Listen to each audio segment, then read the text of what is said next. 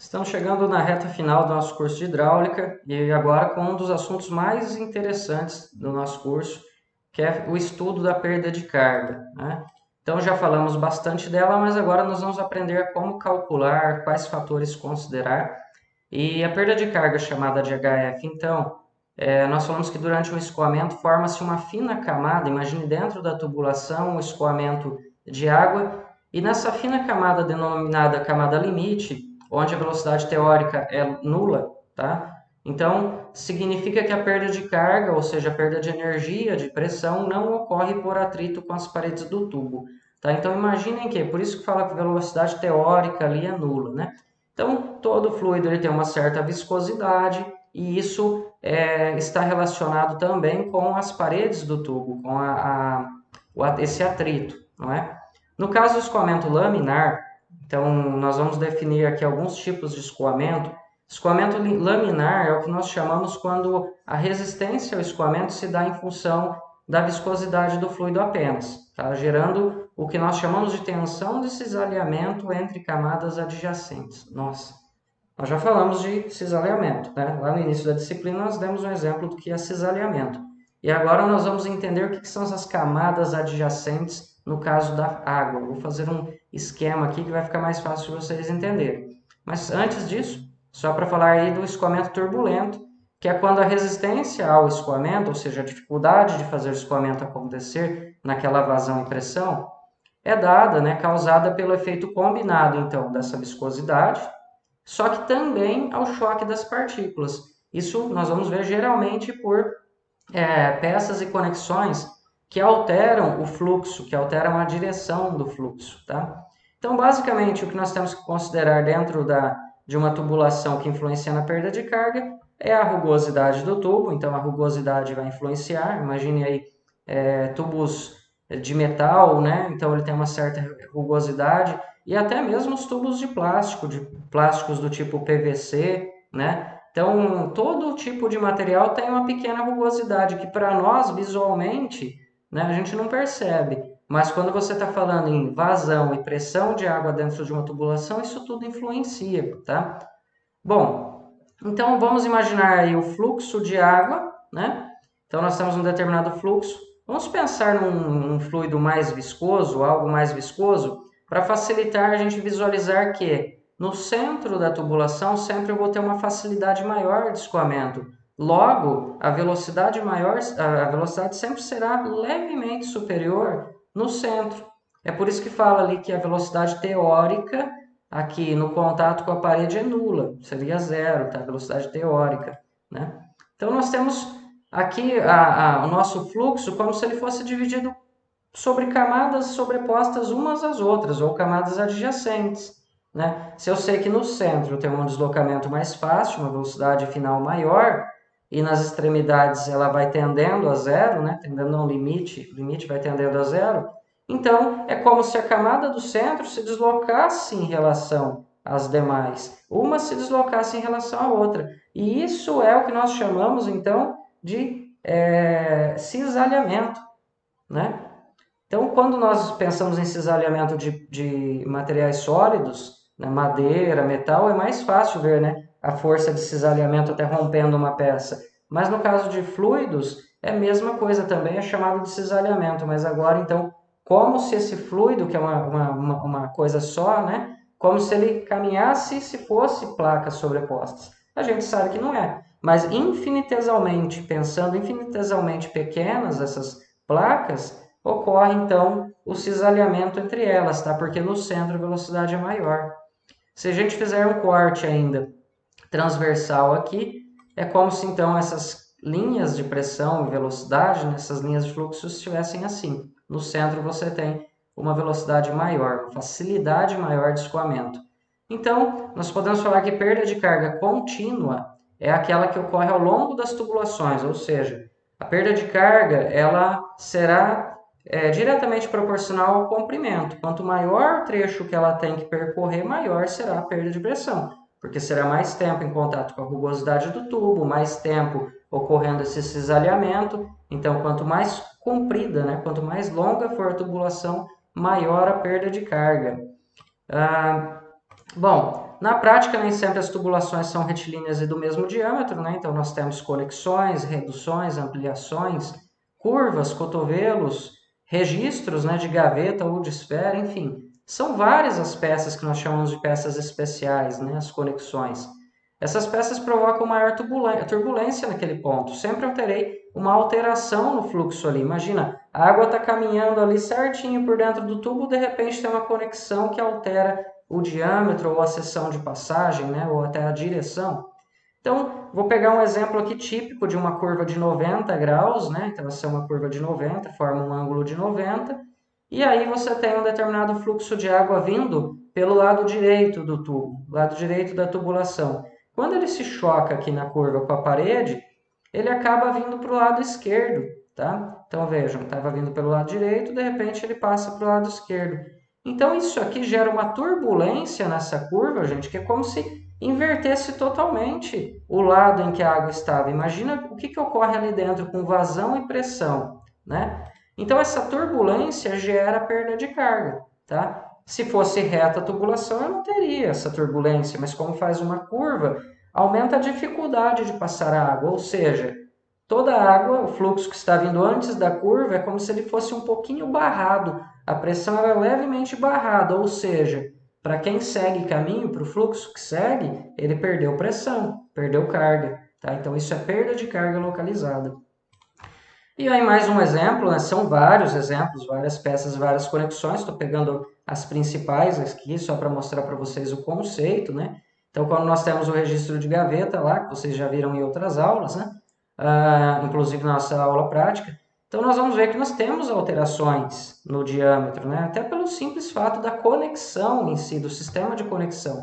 E ainda temos o caso do registro de gaveta e o próprio êmbolo, que parcialmente fechado gera perda de carga. Então, o fechamento do registro, é claro, o fechamento total, perda de carga máxima, né? Para a pressão ali do outro lado, para quem segue.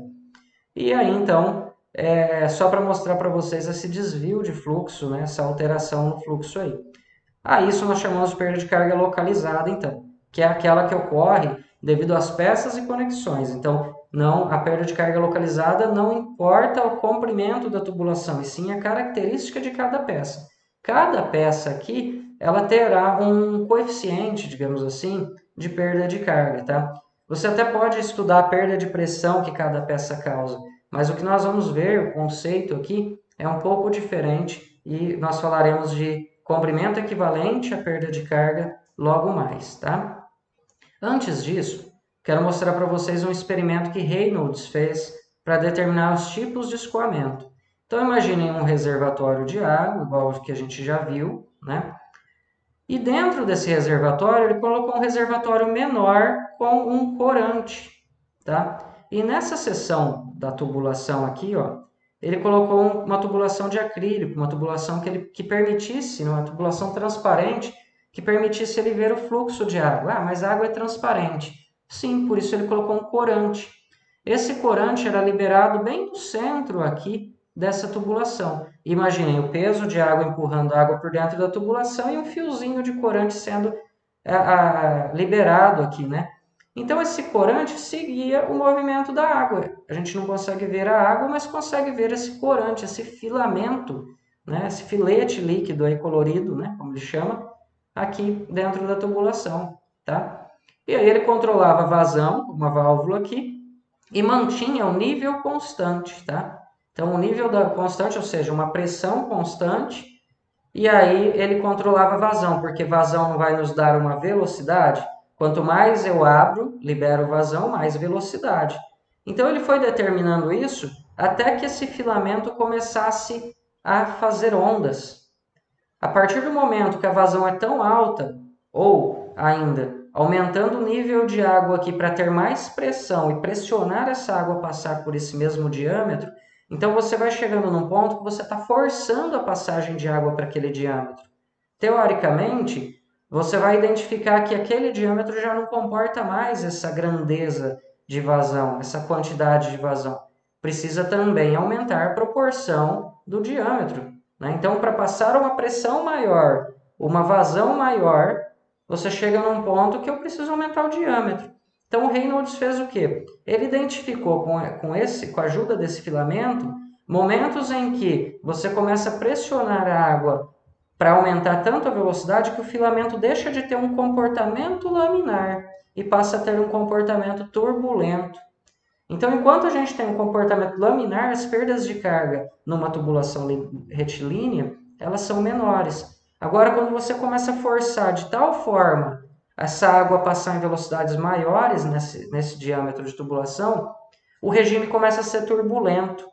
E aí entra o choque das partículas que nós falamos. E então a perda de carga, mesmo numa tubulação retilínea, ou seja, não estamos falando de perda de carga localizada por peças e conexões aqui, estamos falando de um trecho retilíneo.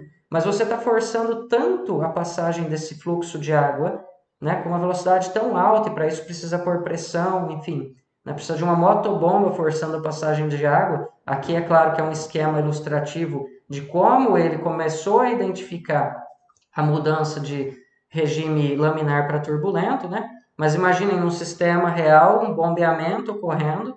Então você começa a colocar uma bomba que consegue empurrar a água por dentro da tubulação, mas gera turbulência. Então as perdas de carga começam a ser muito altas. E aí Reynolds definiu então alguns limites que seriam como o laminar, então aquele filete de corante, né, retilíneo, e o turbulento. E tem um regime de transição que ele fala que não dá para definir. Então, a gente tem que evitar trabalhar no regime de transição, tá? Sempre manter no laminar.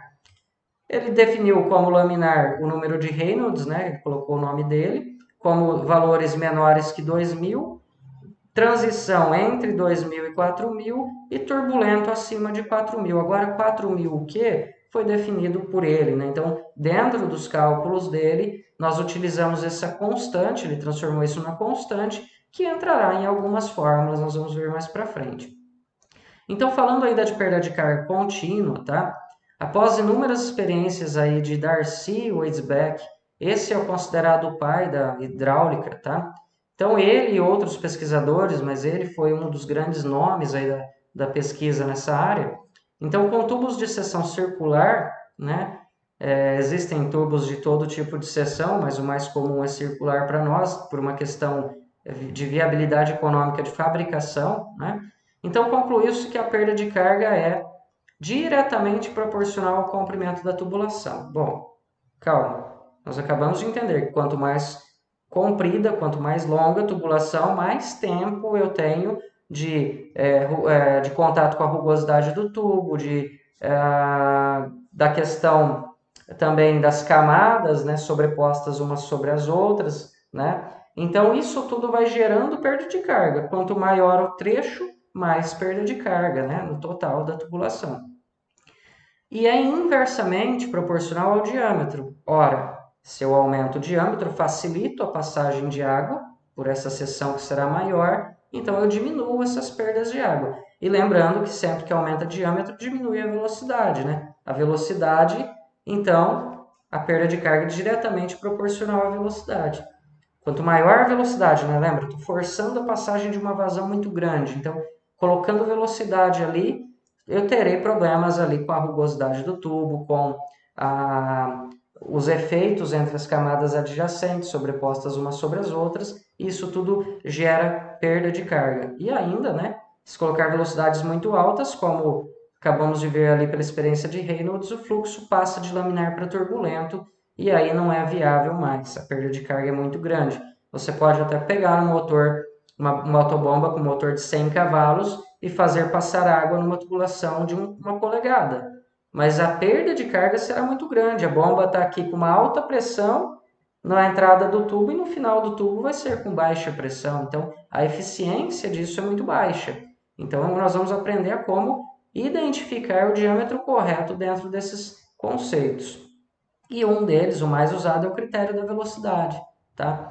Então, nós já vimos como calcular velocidade, né? Vazão é uma velocidade atravessando uma área de seção circular. Se você pega e passa a área dividindo o vazão, você isola V. Isso nós vimos na aula passada, né? Então, velocidade nada mais é do que dividir a vazão pela área de seção circular.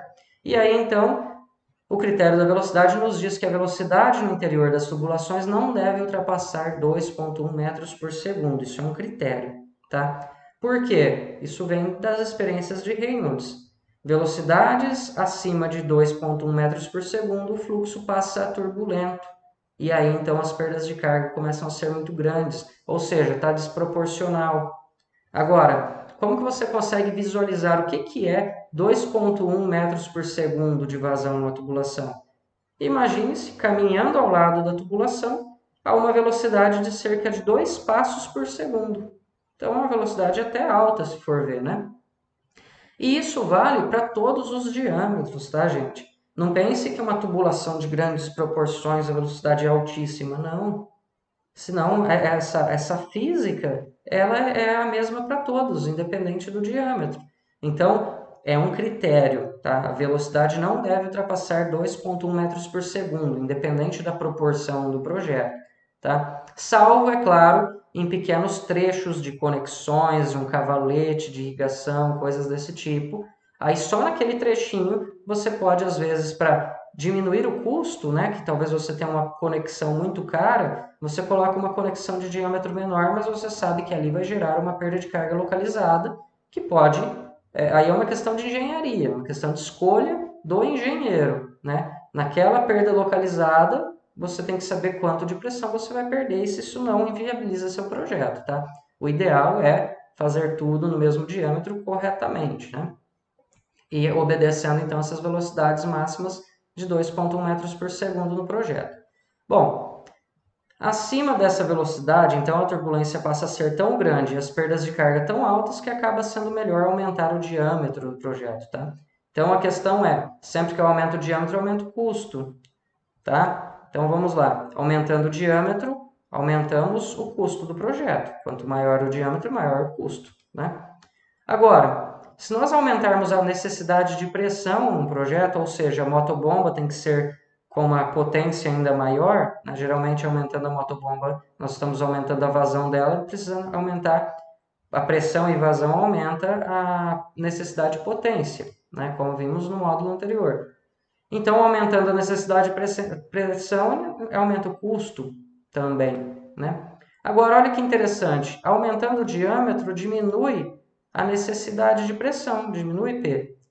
Opa, então aumenta o diâmetro, aumenta custo, aumenta a pressão, aumenta custo, mas aumentando o diâmetro, diminui a pressão. Então, necessidade de pressão e diâmetro, elas trabalham juntas, né? Eu nem posso colocar um diâmetro tão grande que inviabilize o meu custo do projeto, né? O custo fique muito alto, mas também se eu colocar um diâmetro muito pequeno, eu precisarei de muita pressão na motobomba para compensar as perdas de carga, porque diâmetros pequenos gerarão muita perda de carga, não é?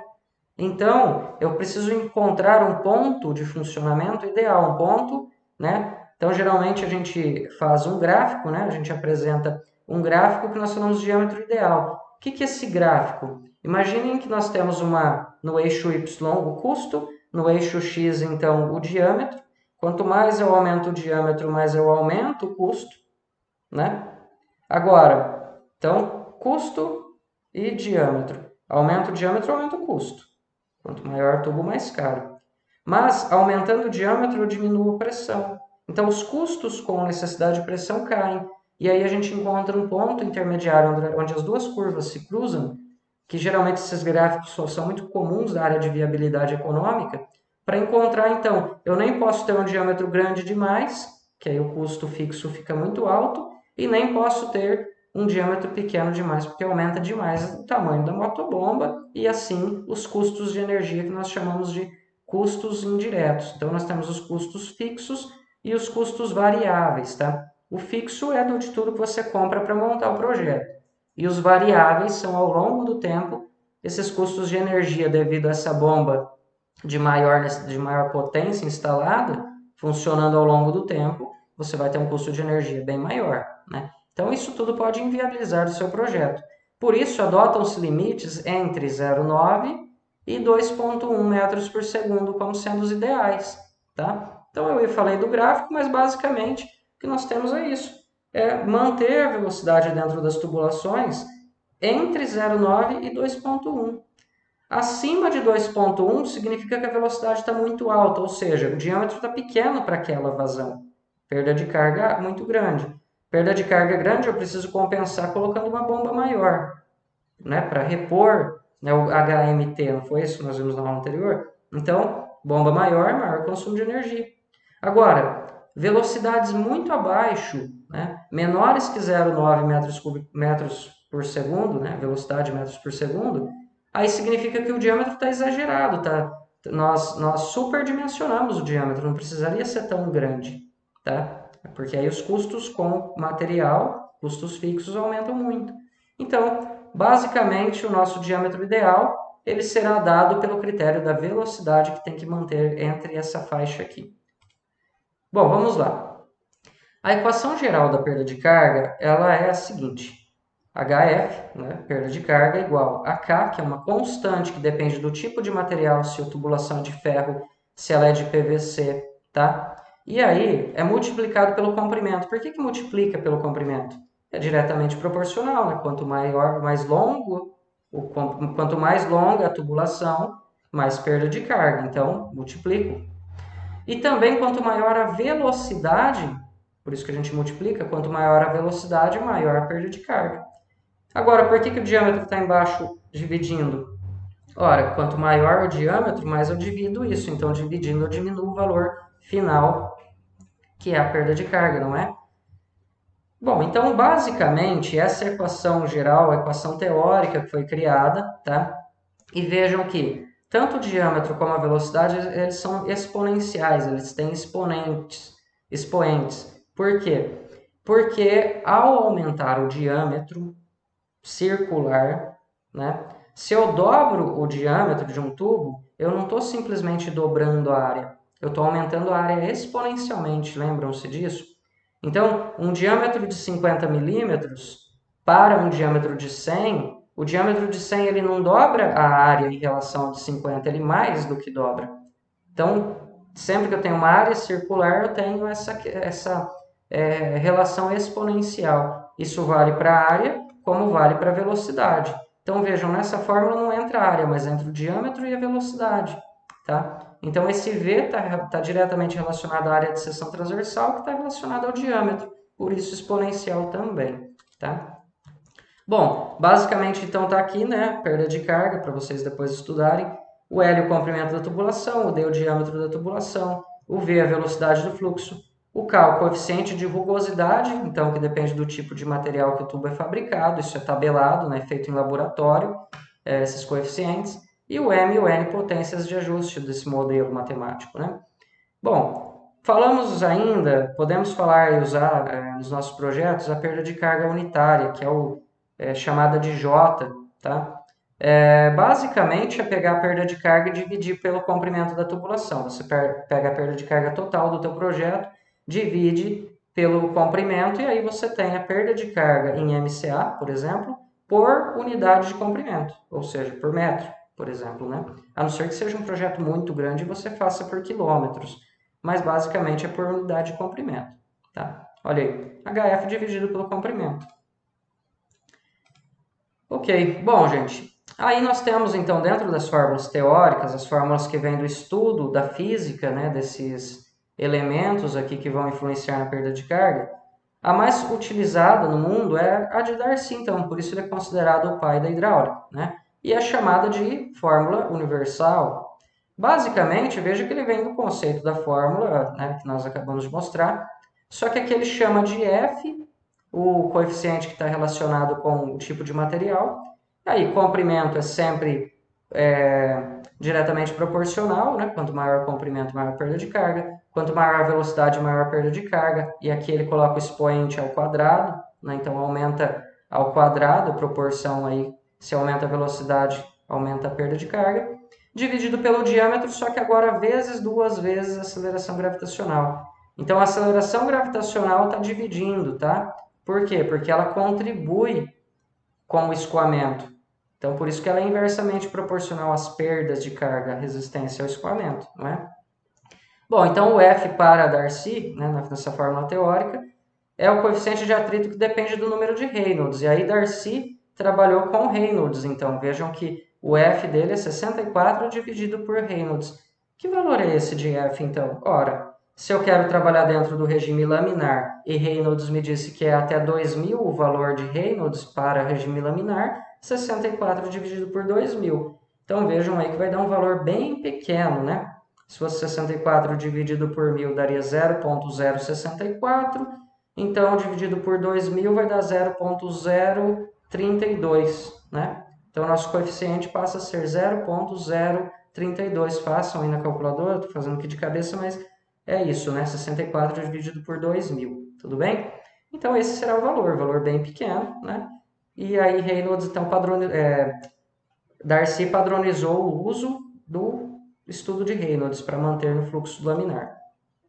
Bom, gente, aí nós temos as fórmulas empíricas. O que é empirismo, né? Empirismo é quando você testa algo primeiro e depois escreve aquilo matematicamente. Você faz uma observação, que pode ser no campo, no laboratório, mas da sua observação você transforma isso numa fórmula matemática. Então, Flaman fez o seguinte, ele trabalhou com tubos de pequeno porte e aí ele identificava. Ele ia variando a vazão, então variando a vazão é a velocidade para aquele diâmetro, né?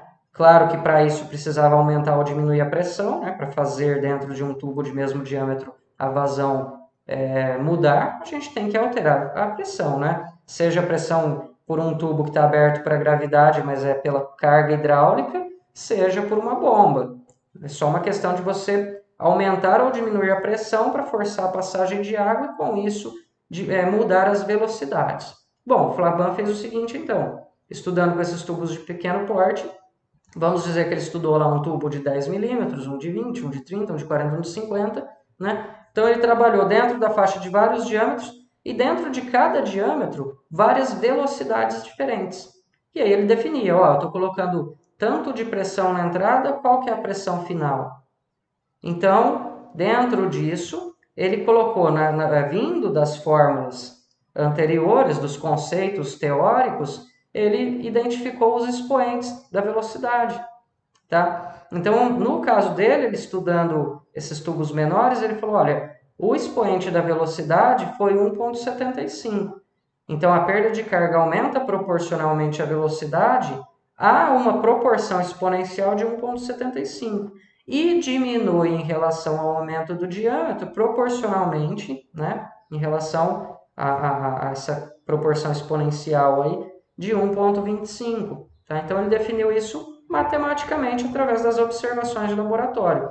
E no caso dele, tem um 4 vezes B aqui, sendo B o coeficiente de rugosidade do tubo. Então ele definiu, chamou de B. Poderia ter chamado de F de Flaman, que é o nome dele, né? Ele chamou de B, ok? Bom, uma das fórmulas mais usadas é a de Hazen-Williams, porém, a de Hazen-Williams não é considerada a melhor para tubos de pequeno porte. Para tubos menores que 50, você usa Flaman, tá? Tubos maiores de 50, Hazen-Williams. E para nós, na nossa área, projetos da área agronômica, ela é mais do que suficiente, porque vejam, ela vai até 3.500 milímetros, ou seja, 3,5 metros de diâmetro, né? Maior que a altura da sala de aula, maior que a altura do pé direito da sua casa. Então imagina um tubo desse tamanho, né? Então para nós, Hazen-Williams, ela abrange a maioria dos nossos casos, né? Mas tomem cuidado, então tubos menores que 50, o ideal é usar Flaman, tá bom? Bom, então está aqui a fórmula de Hazen, veja que de novo segue a mesma linha das fórmulas teóricas, porém agora Hazen coloca para nós vazão e não velocidade. Tá? Continua proporcional ao comprimento, mas ao invés de ele trabalhar aqui com uma velocidade, ele coloca vazão, porque vejam, não é muito mais prático. Num projeto a gente quer trabalhar com a vazão, a velocidade ela acaba surgindo com o projeto, né? Nós vamos manter dentro dos limites, mas a gente sempre tem de cabeça qual que é a vazão do meu projeto, qual que é a vazão que eu preciso para o meu projeto, né? Então ele simplificou e a vazão está totalmente relacionada com a velocidade. Então ele deduziu a fórmula dele de uma maneira um pouco diferente para deixar como incógnita o valor de vazão. E aí o C, que é o coeficiente dele que está relacionado com o tipo de tubo, e o diâmetro aqui. No caso dele, esses expoentes 1,852 para vazão, que está relacionado com a velocidade, né? E diâmetro aí de 4,87 o expoente para o diâmetro. Então, também uma fórmula empírica, né, feita por observações aí em laboratório.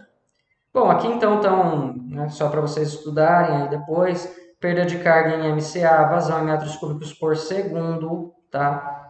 Comprimento então em metros e o diâmetro em metros, gente. Então tomem cuidado. O diâmetro nessa fórmula aqui, ele entra em metros, tá? Geralmente é comercializado em milímetros, então é só transformar de milímetro para metro. 100 milímetros, 0, 100 metros, certo? Já trabalhamos bastante isso também, né? E o C é um coeficiente que depende da natureza do tubo e do estado de conservação das paredes internas. Então, a grande vantagem de trabalhar com Hazen-Williams, por isso que às vezes, até quando você está projetando lá um sistema, de repente você tem tubulações de 150 milímetros, de 100, 75, 50, aí um pequeno trecho da tubulação é de 40, enfim, tubulações um pouquinho menores. Aí você fala, vou usar Flaman, você acaba usando Hazen ainda, se for um pequeno trecho, porque o nível de detalhamento do C, do coeficiente, né, de Hazen-Williams, ele é muito maior, tá? Então, Hazen trabalhou até com isso, com tubos novos, o coeficiente é 1, um tubo usado, né, já tem o seu desgaste, o coeficiente é outro. Até isso ele tem de informação. Então, basta fazer uma rápida busca aí no Google, vocês encontrarão as tabelas de Hazen-Williams para coeficiente de tubo, né? Coeficiente de rugosidade. Bom, gente, e agora nada melhor do que aplicar dados, né, para nós entendermos melhor a aplicação dessas fórmulas. Então, gente, nós faríamos uma aula prática e por causa da pandemia, né, no isolamento social não estamos tendo aula práticas, mas tentei ilustrar aqui ao máximo o que seria na nossa aula, tá? Então, na nossa prática, que nós já fizemos em anos anteriores, nós vamos lá e coletamos, medimos a pressão no início e no final de uma tubulação, medimos a distância, a vazão do aspersor, tá? O diâmetro do tubo. Então, de posse desses dados que eu vou trazer para vocês, nós aplicamos na fórmula e verificamos se os nossos dados, a variação de pressão, ou seja, variação de pressão tem uma pressão inicial e uma pressão final. A variação de pressão nada mais é do que a perda de carga, a perda de pressão que eu tive ao longo do tubo, que é proporcional à vazão, proporcional ao comprimento e inversamente proporcional ao diâmetro. Então, a gente vê quanto que teve de variação de pressão lá no campo e depois aplicamos a nossa fórmula. Como nós estamos isolados, não é? Então, eu trouxe os dados para vocês. Nessa nossa prática, nós temos um diâmetro de 50 milímetros, que eu já converti para metros, tá? Então, 50 milímetros, a milésima parte do milímetro, né? Então, 50 milímetros dividido por 1.000, e aí nós temos 0,050 metros, ok? O comprimento dessa tubulação é de 60 metros, então, isso é uma tubulação pequena, um sisteminha aí, com um aspersor do tipo canhão aqui na extremidade, que eu vou passar os dados dele para vocês, tá? Então, lembrem, aqui é uma ilustração, mas isso aqui são dados de campo, dados reais, de um sistema funcionando, tá? Então, nós queremos saber a vazão e calcular o HF, né, a perda de carga. Está aqui o nosso aspersor do tipo canhão, no caso ele está na categoria dos mini canhões, tá? Da Plona, ele é um bem usado, modelo 1500 da Plona. Ele ainda tem opções aqui para trabalhar com bocais diferentes. Sempre que eu aumento o bocal, eu aumento, claro, a quantidade de vazão e o alcance do raio, desde que eu tenha pressão. Então, aumentando o bocal, a gente aumenta o alcance, aumenta a vazão, mas precisa de pressão para isso, né? Se eu for aumentando o bocal e não mexer na pressão, a pressão do sistema inteiro cai, né? Como se eu estivesse colocando vazamento, fazendo um furo a mais na tubulação, né? Aumentando o vazamento. Então, gente, basicamente na hidráulica, é o que eu falo desde o início do nosso curso, basicamente você só precisa aprender a relação de pressão e vazão. Aprendeu isso, você já aprendeu metade da hidráulica. A relação entre a pressão e a vazão. Sempre que eu quero mais vazão, para o mesmo diâmetro, eu preciso de mais pressão. Tá? E aí, é claro, falando-se de aspersão, quanto maior a vazão e pressão, maior o alcance, né, do nosso jato de água.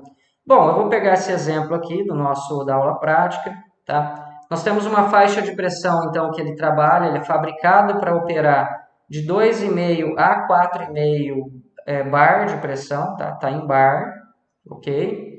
Então, às vezes as pessoas falam quilo de pressão, quilo é quilograma-força por centímetro quadrado. De quilograma-força por centímetro quadrado para passar para bar tem um pequeno fator de conversão. Então, tecnicamente, nós estaríamos errados em chamar isso aqui de 2,5 kg de pressão, certo? Embora a diferença é bem pequena, mas não vamos esquecer dos conceitos. Bar é uma coisa, MCA é outra, aliás, são unidades de medida diferentes, certo? Quilograma-força por centímetro quadrado, que é o chamado quilo de pressão. Bom, dentro aqui então das vazões dele, olha, ele está nos dizendo, ele foi testado pelo fabricante, né?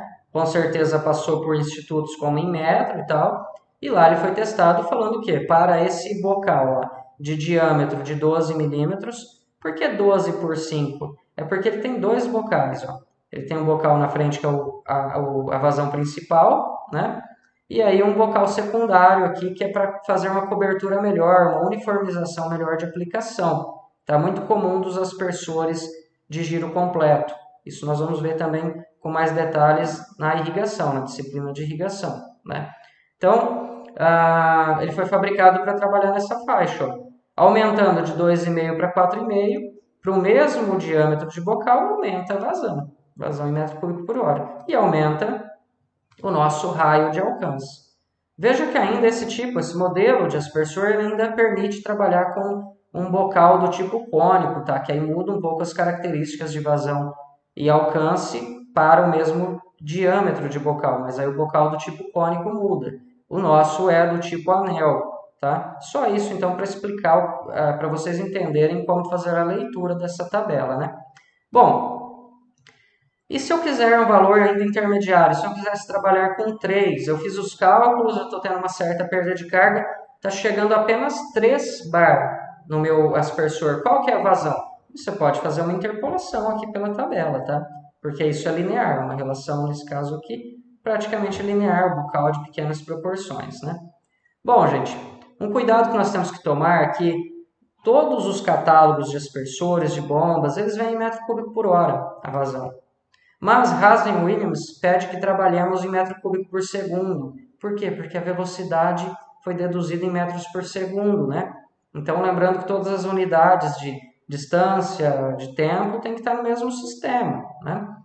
Bom, então vamos transformar aqui os 7,27 metros cúbicos por hora, transformando para metro cúbico por segundo. Então, nós vemos que o valor fica muito pequeno. Estão entendendo por que comercialmente falando, né, na comercialização, não se usa metro cúbico por segundo? Daria esses valores muito pequenos, valores quebrados, né?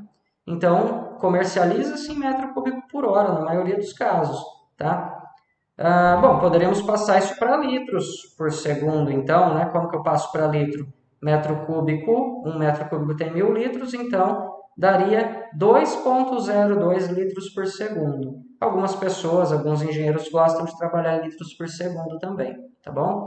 Bom, o importante é que a gente aprendeu no nosso primeiro módulo, primeiro e segundo módulo, a trabalhar com as unidades, então elas não nos assustam mais, não é verdade? Bom, vamos lá então, aplicando aí, continuando o nosso exercício, né? Expliquei de onde os dados surgiram, mas aí tem um outro detalhe, tá, gente? Os nossos diâmetros comerciais, então nós comercializamos tubulações em diâmetros nominais, tá? O DN é o diâmetro que nós encontramos no comércio. Porque as máquinas que fabricam os tubos, elas têm o controle da externidade, tá? Então, do lado de fora da tubulação.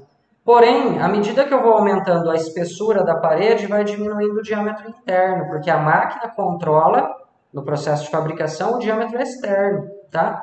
Então, para cada espessura de parede, eu terei diâmetros internos diferentes. Então, é importante também nós olharmos sempre a tabela, o catálogo do fabricante, qual é o diâmetro interno para o respectivo diâmetro nominal que nós vamos trabalhar. E ainda, tá? Aqui não é propaganda não, tá, gente? É referência, porque esses valores mudam de fabricante para fabricante. Então, eu peguei uma tabela da Tigre, só como referência, mostrando para vocês que no caso da Tigre, uma tubulação de PN 40, olha, o que é PN? Pressão nominal. Pressão que o tubo suporta. Se eu colocar pressões maiores que 40 MCA, ela vai se romper, tá? Então, para uma tubulação de PN até 40, ou seja, que suporta até 40 MCA de pressão, eu tenho espessuras de parede de 1.2 para diâmetros de 35 e de 50, a espessura é 1.2. Então, é só eu subtrair, lembrem-se, um círculo, a espessura da parede é dos dois lados, né? Por isso que 50 menos 1.2 está dando 47,6, é porque é 1.2 dos dois lados, né? Então eu subtraio 2.4 no total do diâmetro, certo? Por isso que o diâmetro interno é 47,6. Bom, aí quando nós vamos aumentando o diâmetro, até por uma questão de resistência da barra de tubo, nós vamos aumentando a espessura da parede, para o tubo ficar mais resistente, né? Bom, gente, então voltando aqui para o nosso exercício, a vazão nós já transformamos para metro cúbico por segundo, o comprimento nós já falamos que é 60 metros, o diâmetro, opa, olha aqui, 47,6 é o diâmetro que nós vamos usar, porque a água passa por dentro da tubulação, né? Então é por dentro, é o diâmetro interno, espaço interno que a gente quer saber. Só que o diâmetro aqui está em milímetros. Então, novamente, antes nós tínhamos transformado 50 milímetros para 0,050 metros. Agora é 47,6 o diâmetro interno. Então, 0,0476 metros. Tá bom? Bom, e agora então nós temos aí o Q, que é a vazão, o L, que é o comprimento, o D de diâmetro, em metros já transformado, mas está faltando esse C aqui, né? Que é o coeficiente de Hazen-Williams, o coeficiente do tipo de material. Opa, ele também, gente, é tabelado, mas segue uma regra, tá? Então lembra que eu falei que Hazen-Williams tem tabelas e mais tabelas aí para tipos de materiais e olha lá, o tempo de uso, né? Principalmente quando se fala em metal que sofre a oxidação, ó. Então tem uma variação aqui no coeficiente ao longo dos anos, né? Bom, PVC é claro que essa oxidação não ocorre, tem lá o seu desgaste sim, ainda mais dependendo da qualidade da água que você está bombeando. Se for uma água, por exemplo, com certo teor de areia junto, né, está captando um pouco de areia, às vezes um rio é um pouco erodido, você vai sofrendo aquela abrasividade da areia e deixando o tubo com a rugosidade maior. Então isso vai alterando ao longo do tempo, né? Bom, mas vejam também que mesmo para o PVC novo, o coeficiente varia, tá? O coeficiente varia em função do diâmetro. Então eu já vi muitas vezes as pessoas falarem assim, professor, mas o coeficiente de Hazen-Williams para PVC não é 140? Depende do diâmetro. Estão vendo? Isso é feito em laboratório, gente. Então experimentem fazer com 125 ou com 140 para o mesmo diâmetro. A diferença é grande no final, tá? Se for um projeto grande, é claro, né? Vamos falar aí, tem projetos que nós temos fácil 1.000 metros, 2.000 metros de comprimento, ou seja, 2 quilômetros de comprimento de adutora. Né? A adutora é o nome da linha principal que leva a água até o seu projeto. Então, é importante, né, você como engenheiro seguir as normas, se você está usando como referência a fórmula de Hazen-Williams, você precisa estudar ali um pouquinho os coeficientes de Hazen-Williams também, tá? Como nós estamos trabalhando abaixo de 75 milímetros, nós utilizaremos o coeficiente C de 125, e ele é adimensional, né? Então, nós vamos entrar com o valor de 125 aqui. Então tá lá, agora nós temos todos os nossos valores aí informados. Jogando então nossos valores na fórmula, vou fazer para vocês esse aqui, para vocês terem uma referência de valor. O meu cálculo deu 2,38, tá? Só que, vejam, eu fiz em partes. Quando você joga toda a fórmula na calculadora, e é o que eu recomendo, inclusive eu recomendo que salvem a fórmula na calculadora de vocês, né? Porque na hora da prova, na correria, você pode acabar no nervosismo errando. Então, eu recomendo que sim, não tem problema, façam por partes. Ó. Faz a parte de cima primeiro, depois faz o cálculo de baixo, divide um pelo outro. E é claro que vai dar uma diferençazinha se você fizer aqui, jogar tudo isso na calculadora de uma vez, ou fazer por partes e depois dividir, porque eu aproximei esse número para 5 casas, né? Aqui era 5, 2 alguma coisa, aqui era 7, 4 alguma coisa, então essa aproximação vai dar uma pequena diferença, tá? Muito pequena, não se preocupem com isso, mas é importante que a gente deixe isso claro, tá? O ideal é jogar a fórmula inteira, mas se você tiver com dificuldades ou um momento de nervosismo ali na pressão da prova, não tem problema também fazer por partes, anota o valor de cima, anota o valor de baixo, porque se o teu valor estiver muito fora, você perceber que está errando, talvez você está esquecendo de colocar os parênteses nos lugares corretos, né?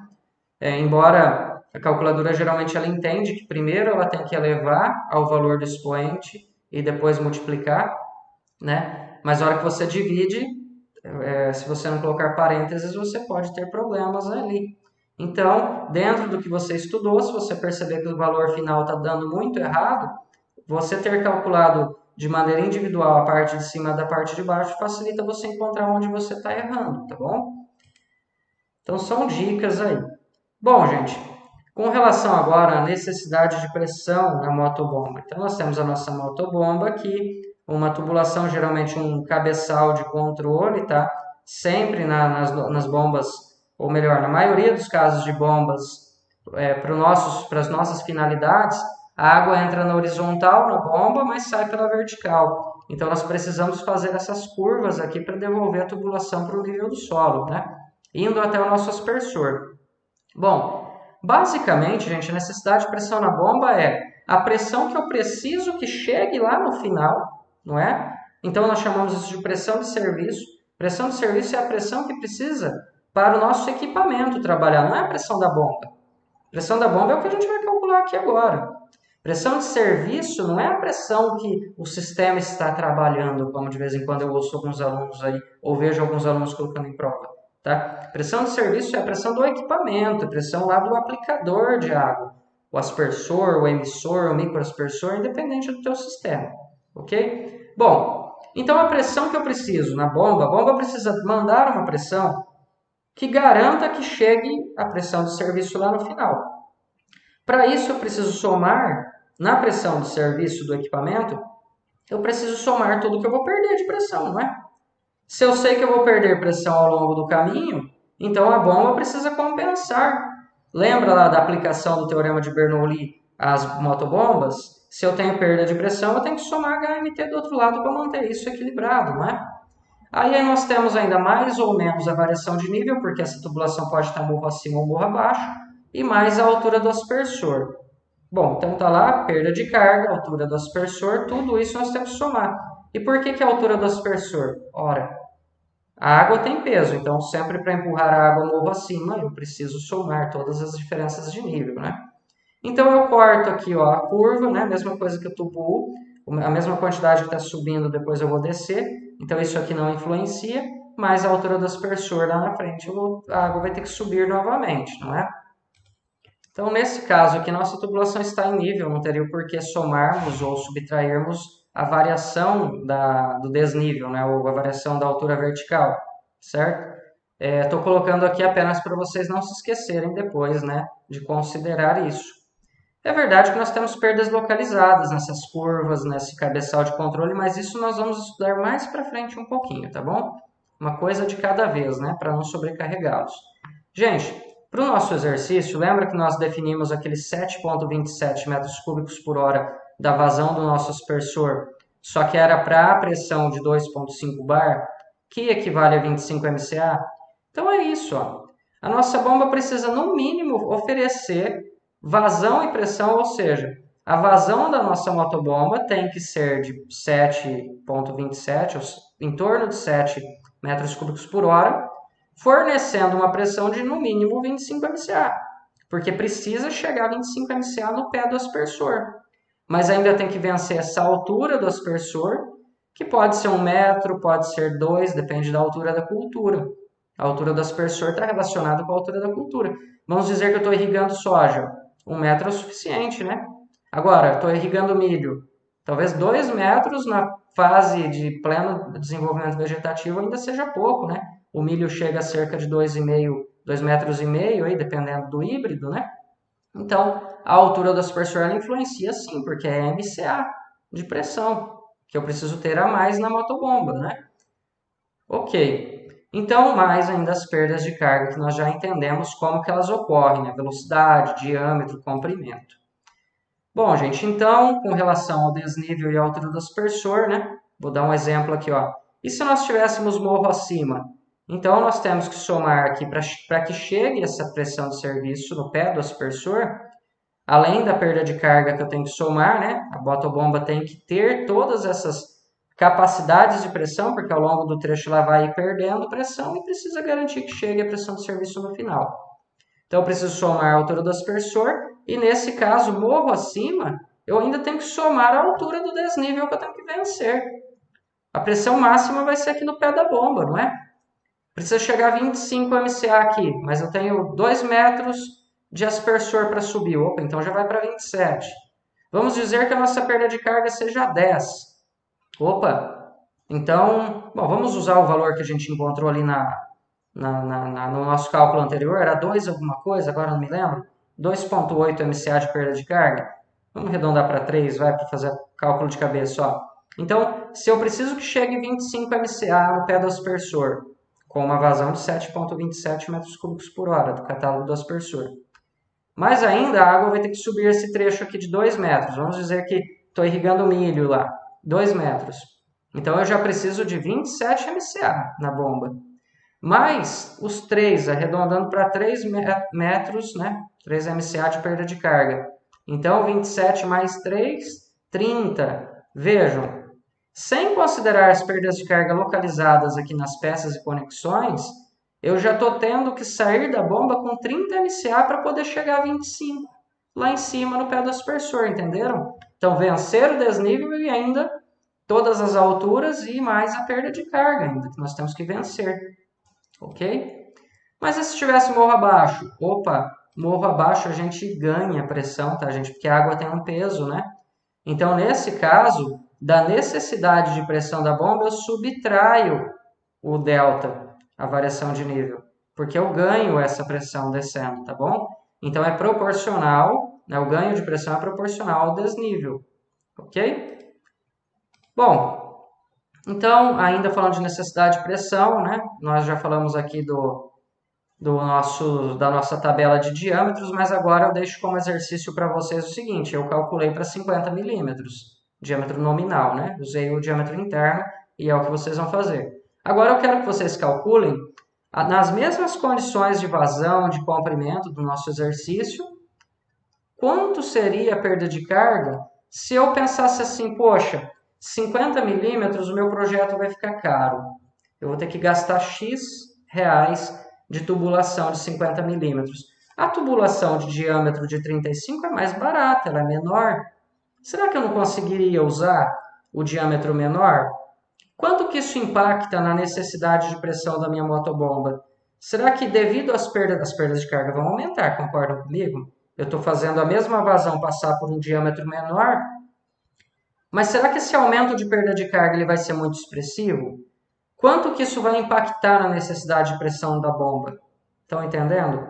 Então eu quero que vocês calculem, pensando como projetistas, como engenheiros, se você fosse fazer por um diâmetro menor esse projeto, seria viável? Ou vai aumentar demais a necessidade de pressão da bomba? E lembrem-se, aumentando a necessidade de pressão da bomba, isso significa necessidade de potência maior, consumo de energia. Então, às vezes, o barato sai caro. É por isso que nós temos o critério da velocidade, né? Mas, nesse momento, eu quero que vocês cheguem, então, só para comparar, calculem com o diâmetro de 35, sem levar em conta o critério da velocidade nesse momento, apenas para efeito de comparação. E aí vocês terão a necessidade de pressão na bomba. Tá? Então, me mostrem se a necessidade de pressão aumentou muito ou não. Então, vocês vão comparar, né, como eu disse, o diâmetro de 50 e o de 35 e escolher. E aí, como engenheiro, o que é melhor utilizar? O de 50 ou o de 35? Ah, o de 35 fica mais barato, mas com o de 35 fica mais barato do ponto de vista de custo fixo de instalação do projeto. E o custo de energia que vai aumentar, né? aumentando a necessidade de pressão da bomba. Então, vocês vão finalizar fazendo o critério da velocidade para ver se com 35 ainda está dentro do critério, dentro da velocidade máxima de 2,1 metros por segundo, tá bom? Ah, e ainda um detalhe que eu ia esquecendo aqui, ó. Então, diâmetro nominal, né, gente, nós já falamos. Aí nós temos a pressão nominal. Então, pressão nominal, lembrem-se, uma coisa é diâmetro nominal, comercializado em milímetros naquele diâmetro. Outra coisa é a pressão nominal, pressão máxima que o tubo suporta, tá, sem se romper.